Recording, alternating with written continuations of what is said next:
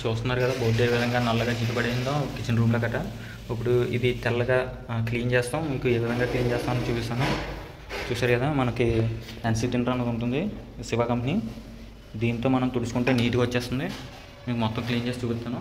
ఈ ఎన్సీ టింటర్ ఉంది కదా, ఈ విధంగా వేసుకోవాలి. క్లాత్ మీద ఎక్కువ పోసుకోవాలి. పోసుకున్న తర్వాత ఈ విధంగా క్లీన్ చేసుకుంటే తెల్లగా వచ్చేస్తుంది.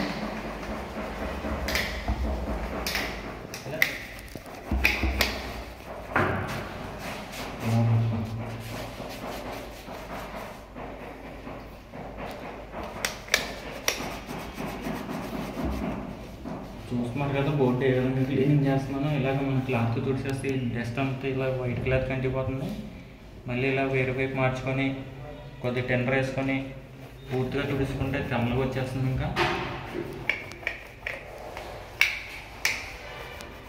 చాలామంది బోర్డులు నల్లగా అయిపోయి ఇబ్బంది పడుతుంటారు. ఈ విధంగా తుడుచుకుంటే మీకు ఫ్రీగా సింపుల్గా పెద్ద కష్టపడకుండా అయిపోతాయి.